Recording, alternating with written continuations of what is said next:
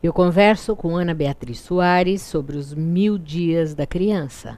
Mas antes, confiro uma dica da doutora Edivânia Azevedo e Silva, cirurgiã dentista. Olá, eu sou a doutora Edivânia Azevedo e Silva e estou no programa Arte de Viver para mais uma dica sobre odontologia. Hoje temos muitas necessidades de remoção do dente do siso, causando assim muitas dúvidas nas pessoas de quando se tirar esse dente. Esse dente normalmente nasce causando traumas, dores, um pouco de infecção também na região, e o dentista está apto a avaliar a necessidade da sua remoção. As suas indicações para remoção é quando há dificuldade da higienização, quando o seu posicionamento está pressionando o dente do lado, causando reabsorção óssea. Fazendo os exames radiográficos, é possível detectar a necessidade ou não da remoção desse dente. Para maiores informações, acesse a minha página no Facebook, doutora Edivânia Azevedo e Silva. Até a próxima dica. Obrigada, Edivânia. Queria fazer com você agora uma espécie de pinga-pinga. Vamos lá, Mônica. Ou seja, vamos falar um pouquinho sobre algumas inquietações, situações, enfim, que nós vemos hoje em dia, né? As mães, às vezes, para conseguirem fazer o trabalho dentro de casa, colocam as crianças em frente à televisão. Então, televisão.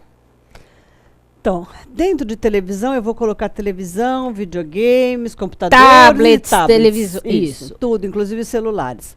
A Academia Americana de Pediatria e a Sociedade Brasileira de Pediatria estão contraindicando formalmente o uso de celulares e todos esses aparelhos para crianças menores de 2 anos. Depois dos 2 anos, seria 1 a 2 horas por dia, no máximo, entre todas essas situações.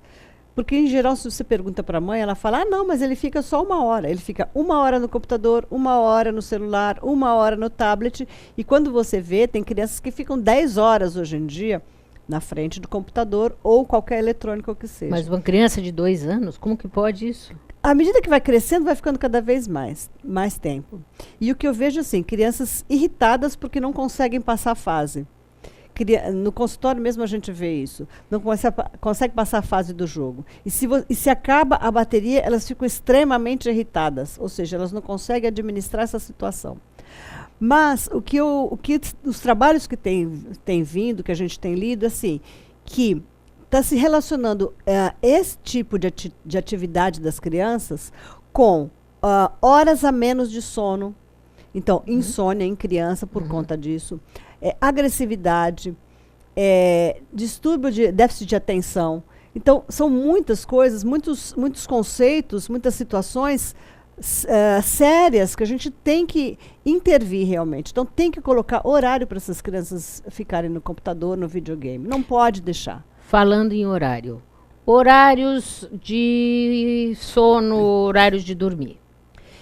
Então, esse é um outro problema da vida moderna, né, Mônica? O que acontece? Hoje os pais trabalham, os pais estudam e têm filhos. E aí, geralmente, essas crianças ficam com os avós à noite, a mãe trabalha, faz a faculdade à noite, ou o pai faz a faculdade à noite. O fato é que essas crianças, às vezes, os pais querem ver a criança quando chega do trabalho, e a criança vai dormir 11 horas, meia-noite, 1 hora, 2 horas da manhã. A gente sabe que isso não é o adequado para a criança. Então, a criança tem que ter uma rotina independente da rotina dos pais. Então, se os pais chegam às 11 horas, meia-noite em casa, essa criança tem que dormir e o pai vai ter que ver essa criança em um outro horário. Brincadeiras agitadas, às vezes o pai chega do trabalho e quer brincar com a criança. Então, brinca, faz brincadeiras agitadas. Aí a criança não dorme. Isso é uma queixa muito frequente no consultório. A criança não dorme. Mas por quê? Quando você vai ver a rotina da criança, essa rotina está totalmente desestruturada. A criança acorda às 10 horas da manhã. E aí ela não toma um café da manhã. E não toma sol. E ela não toma sol. E aí a vitamina D vai lá para baixo. E aí, a vitamina D piora os processos alérgicos, então essa criança tem mais alergia. Então é um ciclo vicioso que você tem que quebrar, você tem que organizar. Muitas vezes, a primeira consulta no consultório, você tem que organizar a vida da criança, para depois tentar tratar as coisas que estão precisando ser tratadas, as patologias que são necessárias. Então, que hora essa criança come? Que hora essa criança dorme? que ela faz durante o dia? Ela faz uma atividade física? É necessário a criança fazer atividade física. Aqui em Santos, o que acontece? Nós moramos todos em apartamento. Essa criança fica da sala para o quarto, do quarto para a sala. Ela não tem espaço para correr, espaço para brincar. E aí o que acontece? Elas ficam agitadas. E aí a mãe fala que essa criança é hiperativa. Ela não é hiperativa. Ela tem necessidade de extrapolar aquilo que é próprio de uma criança. Sim, que é gastar brincar, energia. correr, gastar energia, tomar sol. Então são coisas inerentes à criança. Que hoje em dia está sendo tudo virado ao contrário. E muitas vezes, quando a gente orienta essas coisas, a resposta que eu tenho é, mas não tem como. Então eu acho que isso é um ponto que a gente deve parar e se questionar. Pais, educadores, profissionais da saúde, o que está acontecendo com essas nossas crianças? Nós temos que reverter esse processo. Alimentação. A alimentação entra nesse pacote, Mônica. E aí o que acontece? A criança dorme tarde, acorda tarde, não toma café da manhã. Ou se toma um café da manhã, ela não vai almoçar. E aí a mãe chega desesperada que a criança não quer comer. E aí ela quer uma vitamina para a criança comer. E isso daí é um ciclo vicioso. E não é assim que funciona. A criança tem que ter uma rotina. Ela tem Ou que tomar... se não, como eu recebi uma no consultório, que só comia miojo, porque a mãe tinha preguiça Sim. de cozinhar. Sim. Aí ela chegou com hipotonia aqui, com criança Facial. com 8 anos, hipotonia nessa região. Aí a mãe disse, não, mas ela come. Eu falei, mas come o quê? Só miojo. Como é que é possível isso? E aí entra um outro fator. Hoje em dia, as mães que estão tendo bebês hoje dificilmente sabem cozinhar. É. E aí nem sempre tem uma funcionária para fazer a refeição de casa. Então é um outro fator extra que é condicionante da nossa vida moderna. A mulher está sendo treinada para estudar, para trabalhar, para desenvolver a parte profissional. Mas vai ter que pensar, se quiser filho, também tem que ter um mínimo de estrutura, porque na verdade é muito complicado toda essa equação, não é? Sim, quando você orienta a fazer uma alimentação um pouquinho mais elaborada que seja, não come nada. Então, vamos tentar comer alguma coisa, misturar uma coisa com a outra para que coma pelo menos um pouquinho das verduras, dos legumes, das frutas, que é necessário para a criança. Dica final para o nosso telespectador. A dica que eu daria é o seguinte, a criança precisa ser criança.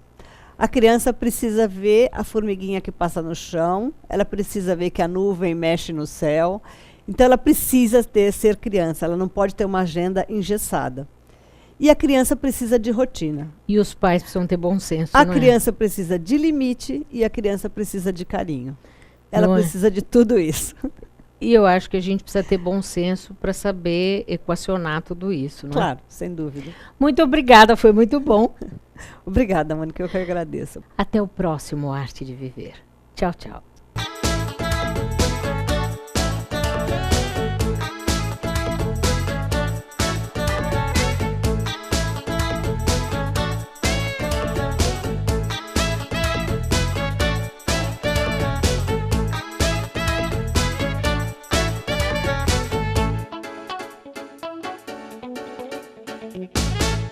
Programa Arte de Viver.